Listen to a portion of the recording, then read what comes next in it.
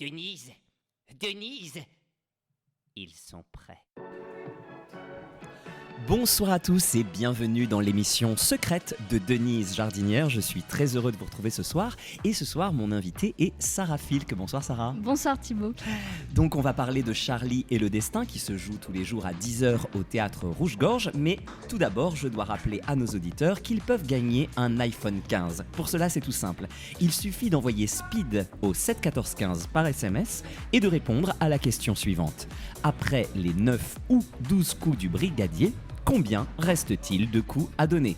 Réponse 1, 3 coups. Réponse 2, 9 coups. Vous envoyez 1 ou 2 au 7 14 15 par SMS et le tirage au sort aura lieu le 21 juillet à 20h. Et ça se rapproche, le 21 juillet. Petit à petit, jour après jour, on sent qu'on arrive à la fin de ce festival d'Avignon. Donc Sarah, bienvenue chez Speed Radio, bienvenue dans l'émission secrète de Denise Jardinière. Alors on se connaît un petit peu, on peut le dire, puisqu'on joue ensemble dans Charlie et le destin et qu'on joue aussi ensemble depuis 20 ans dans Peter Pan, le spectacle musical de Guy Grimbert. Exactement. La première partie de cette émission est consacrée à la genèse de Denise Jardinière vous invite chez elle, que tu connais, tu as déjà vu ce spectacle. J'ai déjà vu, j'ai dû voir la 4e, la 5e représentation que tu as faite. Je pense que tu as vu la 4e, effectivement. Voilà. C'était chez moi et alors c'était le 19 janvier 2012. Je suis un peu un taré des dates. Oui, je me rappelle de cette date aussi. Très bien. Alors, on y va tout de suite dans la première rubrique qui s'appelle Amanite Phalloïde. Amanite Phalloïde. Et dans Amanite Phalloïde, je reviens sur la genèse et je fais une chanson parlée des chansons qui m'ont accompagné quand j'écrivais ce spectacle, quand j'ai accouché de Denise Jardinière. Et aujourd'hui, la chanson s'appelle L'Opéra, c'est de Yves Duteil. Je n'étais qu'un petit garçon, j'étais tout seul à la maison. Mes parents, pour un soir, étaient allés voir un opéra. J'en avais pour un bon moment, ça n'arrivait pas si souvent. C'était comme une trêve, c'était comme un rêve, comme l'opéra. J'étais dans un château fort, j'avais une épée en or. Je me battais comme un fou par amour pour vous. Je me battais comme un roi par amour pour toi. Je n'étais qu'un petit garçon, mes paroles étaient des chansons. Il n'y avait ni tambour, ni baryton pour mon opéra. Mais, dans mon imagination, il y avait 10 000 violons qui jouaient ma victoire, faisaient de ma gloire un opéra. J'étais dans un château fort, j'avais une épée en or, je me battais comme un fou, rendant coup sur coup. Je me prenais pour un roi, par amour pour toi. Et devant l'enfant que j'étais, toute la maison devenait une scène, un décor. Et c'était alors mon opéra. Je m'endormais sur les 3 coups qui n'étaient peut-être, après tout, qu'un volet qui battait quand il revenait de l'opéra. Mais j'étais dans mon château fort et j'avais une épée en or. Je me battais comme un fou par amour pour vous. Je me battais comme un roi par amour pour toi. Je n'étais qu'un petit garçon, j'étais tout seul à la maison. Mes parents, pour un soir, étaient allés voir un opéra. Je n'étais qu'un petit garçon, j'étais tout seul à la maison. Mes parents, pour un soir, étaient allés voir un opéra. J'en avais pour un bon moment, ça n'arrivait pas si souvent. C'était comme une trêve, c'était comme un rêve, comme l'opéra. J'étais dans un château fort, j'avais une épée en or. Je me battais comme un fou, par amour pour vous. Je me battais comme un roi, par amour pour toi. Je n'étais qu'un petit garçon, mes paroles étaient des chansons. Il n'y avait ni tambour ni baryton pour mon opéra. Mais dans mon imagination, il y avait 10 000 violons qui jouaient ma victoire, faisaient de ma gloire un opéra. J'étais dans un château fort, j'avais une épée en or. Je me battais comme un fou, rendant coup sur coup.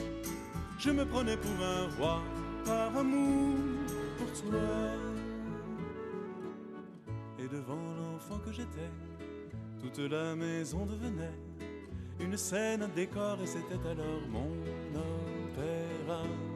Je m'endormais sur les 3 coups, qui n'étaient peut-être après tout qu'un volet qui battait quand il revenait de l'opéra. Mais j'étais dans mon château fort, et j'avais mon épée en or. Je me battais comme un fou, par amour pour vous.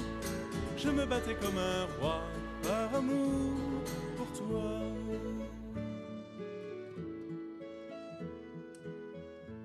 n'étais qu'un petit garçon, j'étais tout seul à la maison. Mes parents pour un soir étaient allés voir un opéra.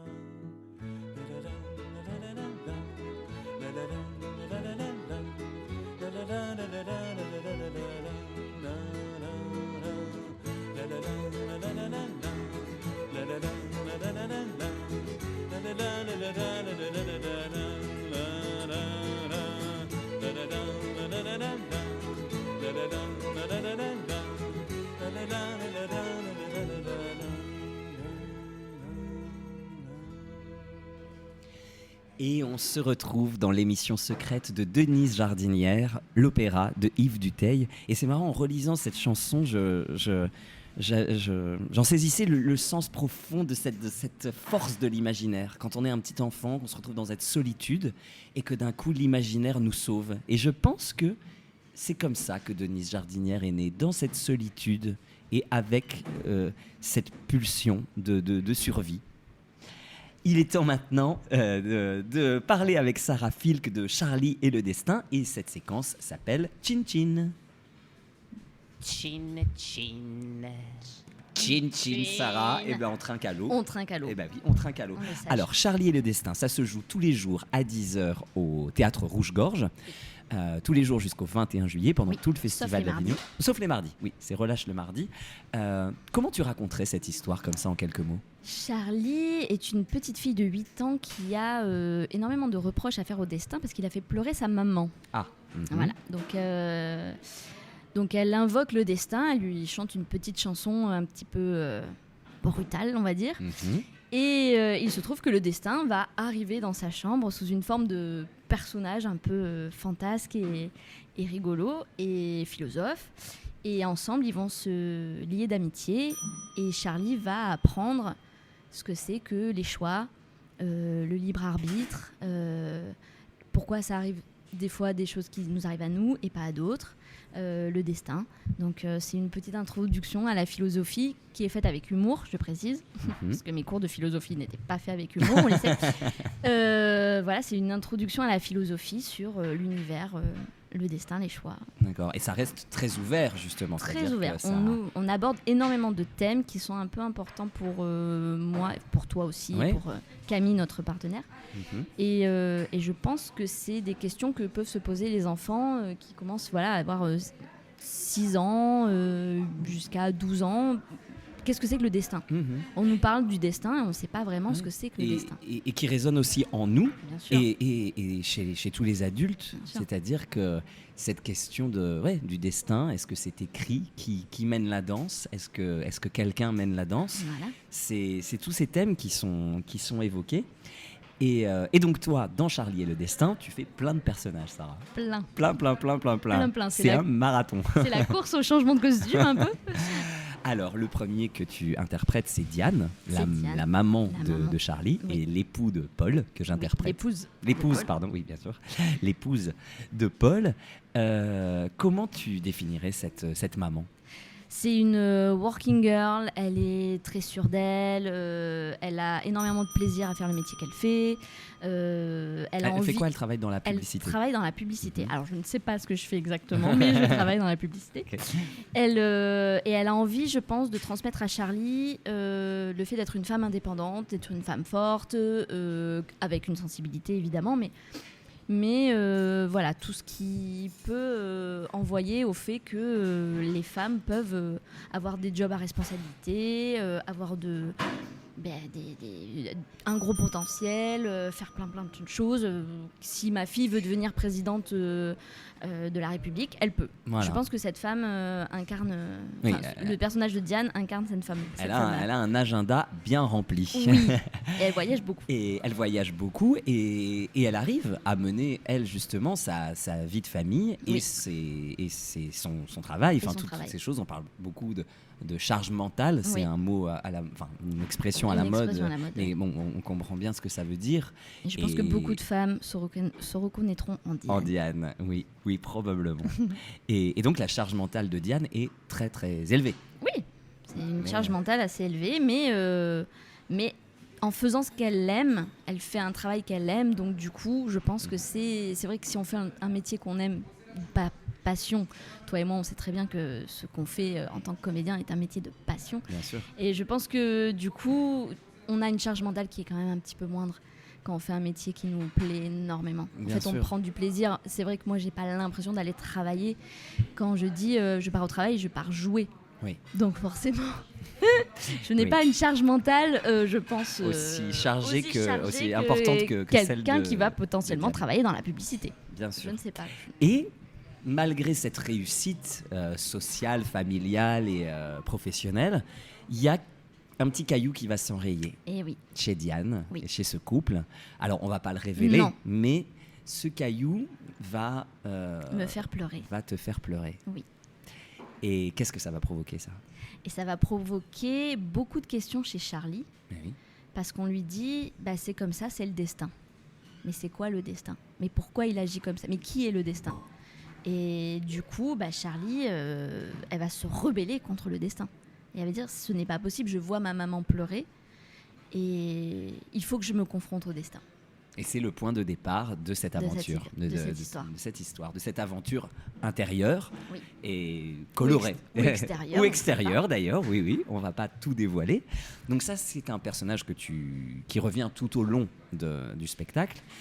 Et ensuite, tu joues d'autres personnages Oui. qui apparaissent ponctuellement, qui sont le destin. Mais le destin, il apparaît jamais de la même façon dans Jamais. Charlie et le destin. Le destin est un peu fantasque. Voilà. Et on dit même que c'est même pas lui qui choisit la tenue, le personnage, Non. le caractère dans lequel Ouais, non. il apparaît.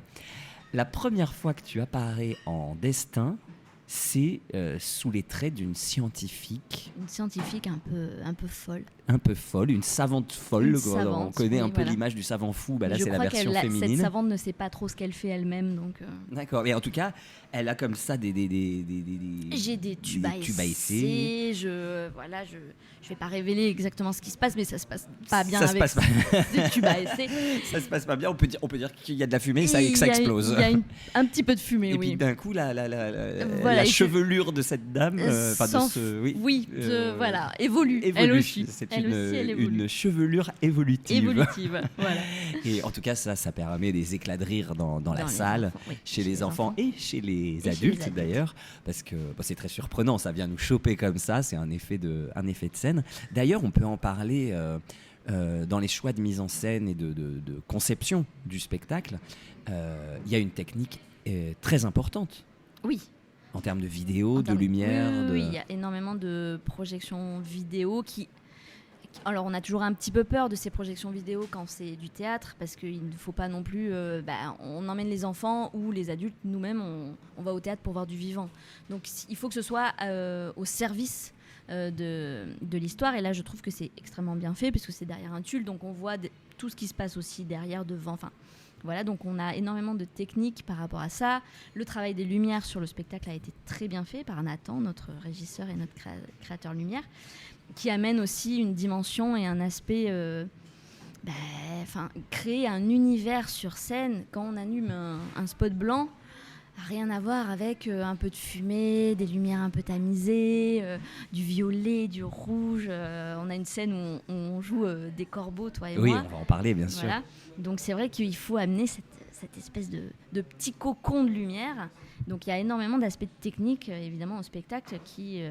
c'est un ensemble, hein. C'est le chef d'orchestre qui est le metteur en scène qui va orchestrer toutes les comédiens, le texte, la musique, Voilà, les on lumières. est tous dans le même bateau, la Voilà. technique et l'artistique qui font un seul. corps. Voilà, et on fait corps, c'est ça. Exactement, on fait corps.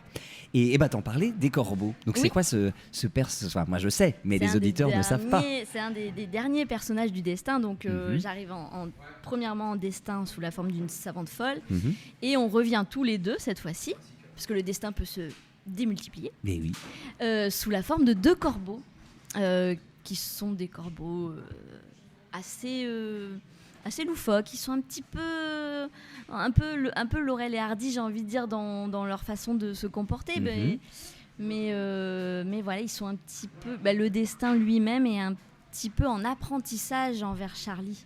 J'ai l'impression que ces corbeaux aussi sont en apprentissage par rapport à ce que cette jeune fille va vivre.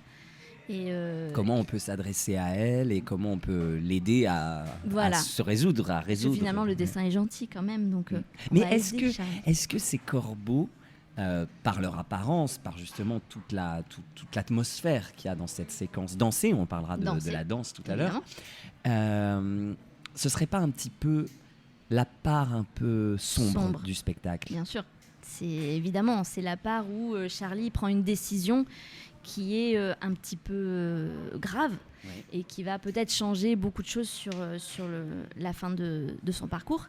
Et du coup, ces 2 corbeaux arrivent. Alors, on peut appeler ça les oiseaux de malheur, mais finalement, non. Ils sont un petit peu, finalement, les oiseaux garde-fous de Charlie. Et on va essayer, justement, de la remettre sur un chemin peut-être plus sensé. Et donc c'est la part un petit peu dark, on va dire. C'est-à-dire qu'il y a une profondeur, on est vraiment dans une gravité, c'est un tournant dans l'histoire. Bon, on va pas trop en dire, mais en tout cas, qu'est-ce qu'on se régale à jouer ces 2 corbeaux. Ah oui, c'est très drôle parce qu'en plus on parle d'une même voix. Oui, en fait on est deux moitiés d'une même chose, c'est quoi. Ça. Donc voilà, ça a mis du temps à se mettre en place parce que c'était difficile au niveau du texte. Je pense que c'est la séquence la plus longue à mettre en place. Je pense que c'est celle qu'on a le plus travaillé. C'est ça. Parce que réussir à en fait moduler nos voix en même temps pour prendre les mêmes intonations, c'était un travail assez complexe. Pour servir le sens exactement de la même façon en se partageant des bouts de phrases et qui sont coupés en plus pas au niveau du sens mais de façon complètement arbitraire. Complètement coupé au milieu de n'importe quoi.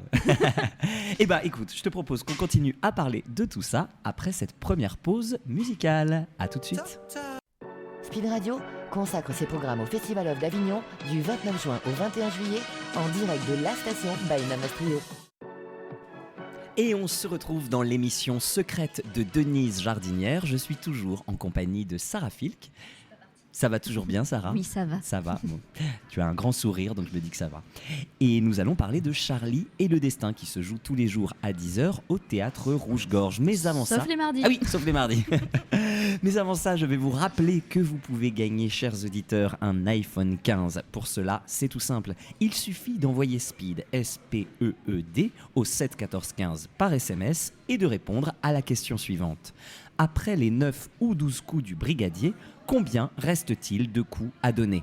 Réponse 1, 3 coups. Réponse 2, 9 coups. Vous envoyez 1 ou 2 au 7 14 15 par SMS et le tirage au sort aura lieu le 21 juillet à 20h. Sarah, tu n'as pas le droit de donner la réponse. Tu as le droit de jouer, mais tu ne peux pas donner la réponse. Je sais que tu la connais, mais tu ne peux pas la dire. On parlait des corbeaux, donc des personnages que nous interprétons dans Charlie et le destin juste avant la pause musicale. Et moi, il y a un personnage que j'adore. Je suis complètement fan de ce personnage que tu interprètes, qui est le personnage de Gabin. Gabin, c'est un petit garçon. C'est un ami de classe de Charlie, qui lui aussi a 8 ans, et qui parle comme ça, parce qu'il a un appareil dentaire. Ah ben oui. Et est-ce que tu peux nous faire une petite réplique ou deux ? Charlie, tu viens jouer au foot ? Oh, tu veux pas jouer au foot, qu'est-ce que t'as ? On entend toute sa sensibilité, toute sa fragilité. Moi, je suis en coulisses à ce moment-là et je suis transporté avec cette scène. Enfin, j'aime beaucoup. Oui, mais Gabin est très sensible. C'est un petit garçon qui a des belles lunettes, un beau double foyer et qui a un petit défaut de prononciation. Mais c'est un petit garçon très très sensible et qui a ses parents qui ont divorcé et qui est vraiment pris d'amitié pour Charlie, qui est sa meilleure copine. Et ce petit garçon a pas mal de réflexions quand même sur... je pense qu'il a un peu grandi trop vite parce que ses parents ont divorcé et qu'il a dû lui-même faire des choix. Et du coup, il va essayer d'accompagner au mieux sa petite camarade Charlie dans ses petites aventures aussi à elle. On peut pas dévoiler. On va pas en dire plus. Et alors là, on change complètement de registre Complètement. pour ce dernier personnage que tu interprètes, Oui. qui est Madame Turcotte. Madame Turcotte. Qui est Madame Folle. Turcotte. Madame Turcotte est folle. Madame Turcotte est l'infirmière de l'école et on a tous eu des personnages un petit peu fantasques quand on était à l'école, au collège. Peut-être la dame du CDI, l'infirmière ou la directrice de l'école. Et elles ont cette espèce d'énergie un peu bizarre. Voilà. Et en plus, Madame Turcotte, elle vient du Québec. Donc elle a un accent. Voilà, Madame Biéchon. Enfin, bon, je vais pas tout faire le spectacle. Et là, je m'aperçois que je fais très mal quand je suis sur demande l'accent québécois. Mais Madame Turcotte est complètement folle. Elle est, je pense, bipolaire. Elle n'a beaucoup trop d'énergie dans son corps. Et du coup, elle emploie beaucoup d'expressions mi-québécoises, mi-françaises. Oui, mais Voilà. en les mélangeant. Donc En en les fait, mélangeant. ça me donne, il y a plus Voilà. de sens, quoi. Donc Par rien exemple, ne sert de courir si la bière n'amasse pas la mousse. Voilà. Charlie. Rien ne sert de courir Si la bière n'amasse pas la mousse. Bon, voilà. Voilà. Ça donne un petit peu les traits du personnage. Voilà, Je pense qu'on a bien exactement. compris Et là on où ne on est. mélange pas les cochons et les serviettes. Comment tu fais pour passer d'un personnage comme Gabin à un personnage comme Madame Turcotte en quelques secondes? Enfin, c'est très rapide. Oui, le alors changement. ce changement de costume est très rapide. Eh bien, je ne sais pas, Thibaut Boisdin, comment fait-on? Je pense que tout vient de la sincérité. Je pense qu'on doit incarner entièrement le personnage que l'on sert sur le plateau. Et quand je mets mon petit chemisier de Gabin, je suis Gabin. Et quand je mets cette jupe horrible, qui est une jupe satin vert kaki avec un chat brodé dessus et des franges dorées. Donc je tiens à le préciser. Donc cette jupe est immonde. Et elle a un t-shirt chat aussi. Voilà, donc quand je mets ce costume de Madame Turcotte, je deviens Madame Turcotte. Je pense que le costume dans le comédien aide quand même à se créer et à différencier les différents personnages qu'on peut avoir tout au long d'un spectacle. Bien sûr, ça nous donne l'enveloppe, le masque pour C'est ça. se glisser dans le corps. Évidemment. Enfin, toi et moi, je sais qu'on travaille énormément en plus le corps. Mhm. Donc c'est vrai que dès que je mets cette jupe ou ce chemisier et ce t-shirt horrible, ma démarche va changer aussi. Je vais essayer d'adapter ma voix. Je vais essayer de monter une épaule plus haute que l'autre. Je vais avoir une démarche un peu bizarre avec mes talons. Enfin, tout. Moi, je te vois juste sortir à ce moment-là, parce que moi, je suis en coulisses aussi et je vois pas la scène, mais je vois juste ta sortie de scène pour que Oui. tu rentres dans ta coulisse. Et je te vois de dos comme ça, Oui. avec cette démarche complètement Loufoque, comme tu disais, c'est spécial, une énergie, on ne sait pas comment elle fait Oui. pour avancer, elle sautille, marche, je sais pas ce que Alors, c'est en que fait, je ce sais pas pas. comment toi tu construis tes personnages, mais pour moi, Madame Turcotte a une 50aine d'années. Oui. Voilà, elle est jeune fille, elle n'a jamais eu pour l'instant d'amoureux, comme Bien on sûr. peut le découvrir sur cette petite scène. Sur cette petite scène. Voilà, et pour moi, je sais pas, dans mon inconscient, ça fait référence à une personne que j'ai dû croiser dans ma vie, et je m'en suis inconsciemment inspirée. Oui, c'est le fruit probablement. Oui, c'est ça, c'est le fruit de toutes ces De toutes ces rencontres Mais qu'on oui. fait. Le spectacle se termine, tu redeviens la maman. Jeanne. Et dans d'autres scènes d'ailleurs intermédiaires, hein. C'est-à-dire que c'est vraiment un va-et-vient pour toi, ton parcours entre Diane, un autre personnage, Diane, un Comme autre toi. personnage, comme moi pour le, Le papa. destin, et le voilà. papa, Madame Bichon. Madame Bichon, bah oui, cette sacrée Madame Bichon. Et donc, il nous faut rappeler évidemment que ça joue à 10h le matin, 10 au théâtre du Rouge-Gorge, Oui. tous les jours sauf Le mardi. Et c'est un texte de Yamina Adjaoui. Adjaoui. Oui. Donc Camille nous en a parlé la dernière fois. C'est Yamina qui porte vraiment ce projet, qui l'a écrit et qui a flashé sur Camille. C'est comme ça que Oui. c'est né. Hein. Elle a fléché sur Camille. L'année Elle l'a- dernière, L'année au dernière festival. au Festival d'Avignon. Elle l'a visualisé dans le rôle de Charlie et c'est là que c'est parti. Donc Yamina Adjaoui à l'écriture, à la mise en scène c'est Taos. Je sais jamais dire son nom de famille, pardon. Sanzoni. Sanzoni. Sanzoni, Voilà.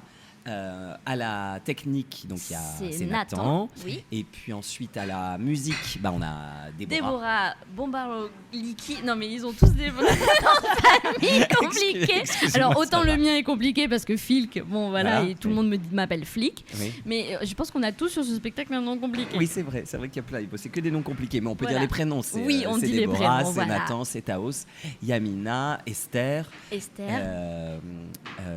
Comment il s'appelle Bon, on arrête avec les prénoms. On arrête. On sait. En tout cas, c'est une joyeuse équipe. On est content de se retrouver tous les Oui. matins à 10h au Théâtre Rouge-Gorge. Et je voulais revenir un petit peu sur toi, sur ton parcours, Sarah, puisque, comme je disais en préambule de cette émission, nous on se connaît aussi sur Peter Pan, Oui. le spectacle Depuis musical 20 ans. de Guy Grimbert, voilà, depuis 20 ans. Et alors parle-nous un petit peu de ton parcours. Mon parcours. Alors, mon parcours, j'ai commencé la danse malgré moi, puisque ma mère et mon beau-père sont professeurs de danse de couple. Et du coup, j'ai appris à marcher et j'ai appris à danser en même temps. Donc, je me suis mis très tôt à la danse de couple, rock'n'roll, swing, charleston, Lindy Diop, salsa, enfin toutes les danses de bal. Voilà. Et mes parents ont réussi à créer une petite troupe de danse de jeunes danseurs. On était, je pense, 6-7 couples du même âge. Et très vite, on a fait des démonstrations un peu partout en France, ce qui nous a amené à faire des télévisions. Et on a fait énormément de télévision pour la chance aux chansons.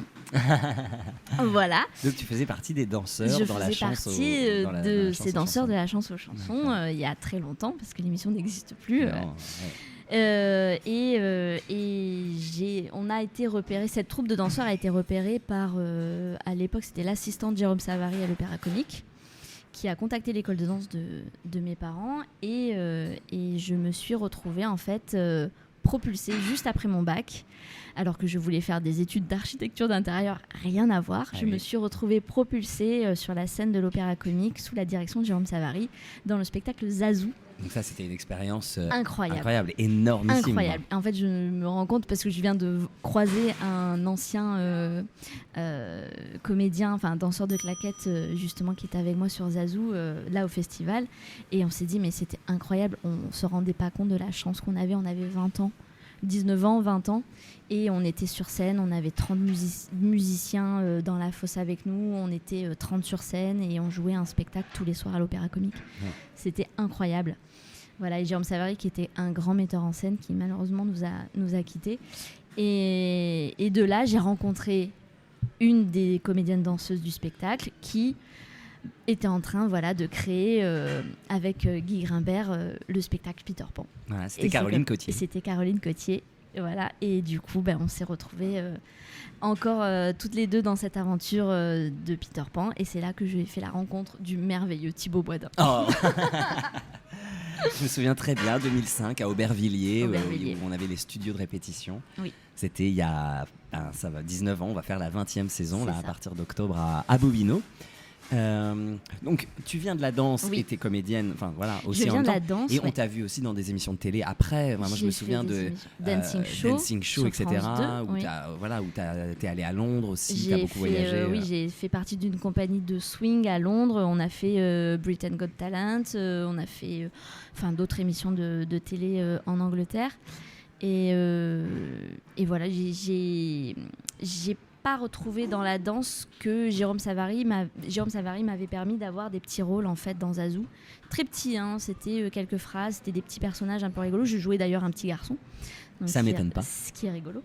Et du coup, il m'avait dit Chouchou, va faire une école d'art dramatique. Ah. Oui, c'est lui qui m'a dit ça. Et du coup, je me suis dit, je crois que je prends énormément de plaisir à parler sur scène, en plus de danser.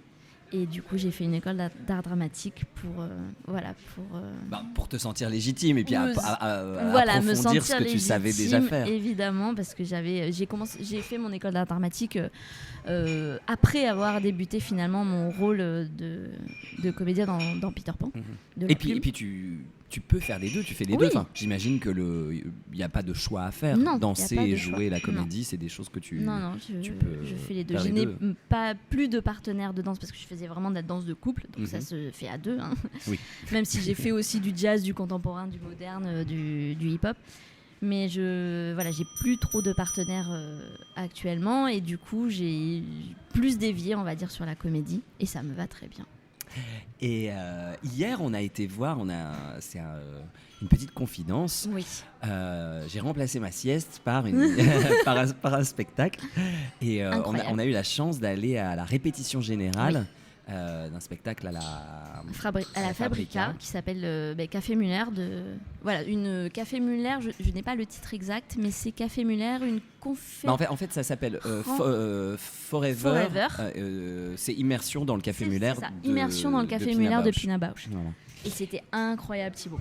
C'était incroyable. C'était incroyable. Et est-ce que justement le contemporain est quelque chose qui, toi, tu pourrais y plonger ou pas ? Alors j'ai dansé le contemporain, j'en ai beaucoup fait, mais comme j'aime l'appeler, il y a contemporain et il y a contemporain. Et donc il y a des fois, ça ne me touche absolument pas. Et là, par exemple, sur Forever de Pina Bausch, qui est une des chorégraphes en contemporain que moi j'admire, tout est lisible. Tout ce qu'elle veut nous transmettre est limpide comme de l'eau de roche. Le conflit entre les relations hommes-femmes, tout est expliqué. Enfin, tout est retranscrit dans Café Muller et c'est incroyable. Donc si vous avez l'occasion, visualisez, parce que je sais que c'est complet, visualisez-le sur Internet, je sais pas. Et on se retrouve juste après cette deuxième pause musicale. Speed Radio consacre ses programmes au Festival of d'Avignon du 29 juin au 21 juillet en direct de la station by Namas Trio. Et vous êtes toujours dans l'émission secrète de Denise Jardinière et je suis toujours en compagnie de Sarah Phil. Ça va toujours, Sarah ? Ça va toujours, je ne suis toujours pas partie. Bon, tant mieux. Je vais vous rappeler que vous pouvez gagner un iPhone 15. Et c'est pas fabuleux ça, un iPhone 15. Et pour cela, c'est tout simple. Il faut envoyer SPEED, S-P-E-E-D, au 7 14 15 par SMS et répondre à la question suivante. Après les 9 ou 12 coups du brigadier, combien reste-t-il de coups à donner ? Réponse 1, 3 coups. Réponse 2, 9 coups. Vous envoyez 1 ou 2 au 7 14 15 par SMS et le tirage au sort aura lieu le 21 juillet à 20h. Ça correspond au dernier jour du Festival d'Avignon 2024 et ça arrive vite. Bon, Sarah, comment ça se passe ce Festival d'Avignon ? Parce que c'est une première pour toi. C'est la première fois, donc surprise sur plein de plans. Lesquels par exemple ? L'énergie débordante qu'il y a dans les rues, les parades, les gens qui se donnent à fond pour tracter, le monde aussi,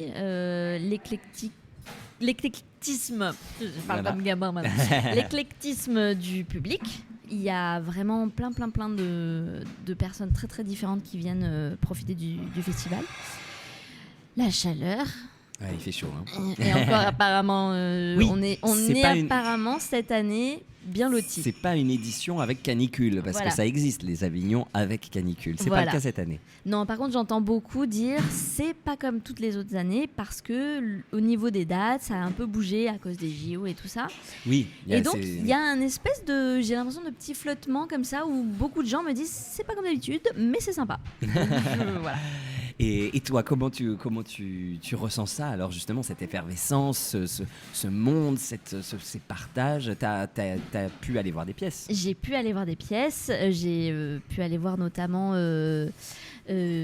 Roxane Le Texier dans Tu as fait danser ma planète, qui se joue à la Scala à midi, sauf les lundis. Enfin, je m'aperçois que je me connais tous les jours de relâche de mes copains.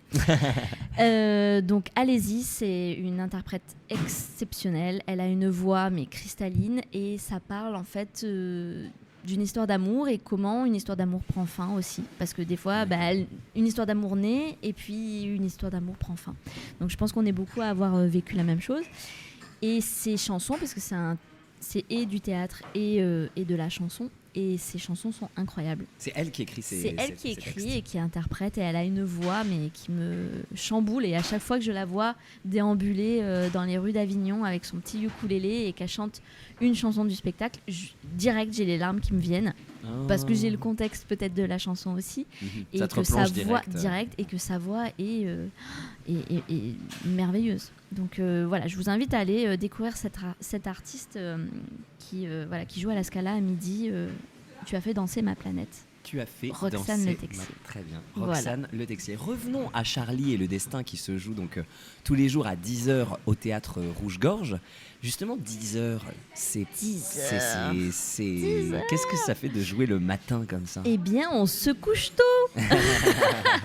Et on va pas forcément faire la fête au bar du Off avec tous les copains. C'est jamais arrivé. Si, c'est arrivé une petite fois.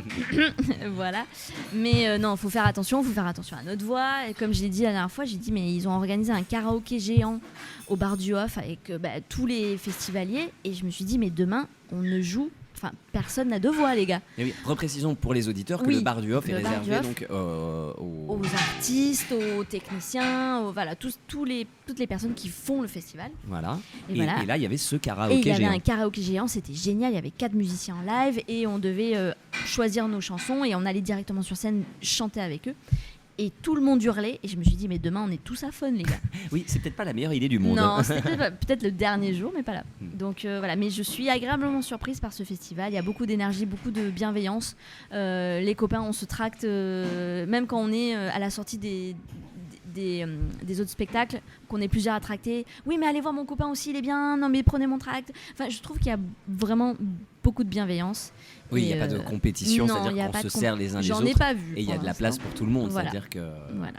Donc, c'est ce qu'on souhaite en tout c'est cas. très c'est sympa. que- c'est le seul quelqu'un- petit problème que j'ai, je pense, c'est le monde dans les rues. Moi, je suis quelqu'un de très petite. Ah, Comme, oui. Voilà, donc moi, je suis à hauteur d'aisselle de tout le monde. ah, ok. Il fait chaud et il y a beaucoup de monde. Voilà. Bon, Donc bah, ça peut- c'est mon seul petit point Ça noir. peut rappeler Paris dans le Voilà, métro. dans le métro. Dans Je les le vis moments déjà de- assez de- en de été. grande chaleur, Voilà, mais voilà. finalement, je le revis à Avignon. Et alors, on va pas vous mentir, il y a Camille Martinez-Gallien qui vient de nous rejoindre autour de la table pour venir nous faire un petit coucou. Et donc, donc, on est 3 dans cette pièce, Oui. Charlie et le destin.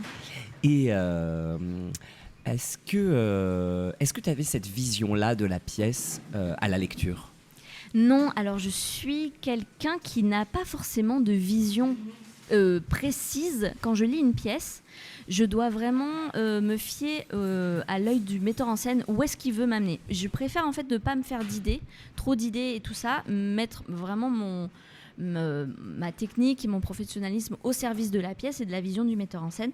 Et donc pour moi, en fait, j'avais pas voulu m'imaginer des choses. Voilà, J'ai fait confiance complètement du coup à la mise en scène et je me suis laissée embarquer moi aussi finalement dans cette aventure. Eh bien, la petite musique retentit. Donc on va rappeler que Charlie et le destin est une aventure captivante où action et philosophie s'entremêlent, qui se joue tous les jours, sauf le mardi, au Théâtre du Rouge-Gorge à 10h. Donc le Théâtre du Rouge-Gorge, c'est au 11 rue de la Pérollerie à Avignon. Et donc c'est tous les jours. C'est tous les jours. Sauf les mardis. Sauf le mardi, on vient de le dire. Il me reste quelques secondes pour vous rappeler qu'il y a des QR codes cachés dans Avignon. Si vous croisez un QR code, scannez-le et peut-être, je dis bien peut-être, qu'il vous mènera sur la piste de la maison de Denise Jardinière. Moi, je vous retrouve ce soir dans Denise Jardinière. Vous invite chez elle, comme tous les soirs à 22h20 au Théâtre Essaillon. Et je vous dis sinon à demain, évidemment, À demain. pour une prochaine émission secrète de Denise Jardinière. Sarah, je te souhaite une très très belle fin de festival. Est-ce que tu as un dernier petit mot à dire très rapide? Non, je t'aime Thibaut Boisdin. Oh, Voilà, c'était ah un bah. message d'amour pour Oh. toi. Ah bah je prends, moi aussi je t'aime Sarah Filk. Bon on va se laisser dans cette bulle d'amour et puis on aime On aussi, aime aussi Camille qui est là, qui nous dit, Martinez-Gallien, et qui est moi, là, et et elle moi. nous aime aussi. Et on vous aime tous, allez on fait éclater cette bulle d'amour partout et on la propage sur tout Avignon et puis dans tout l'univers, allez Dans tout l'univers, dans tout l'univers. voilà. À demain, belle soirée à tous.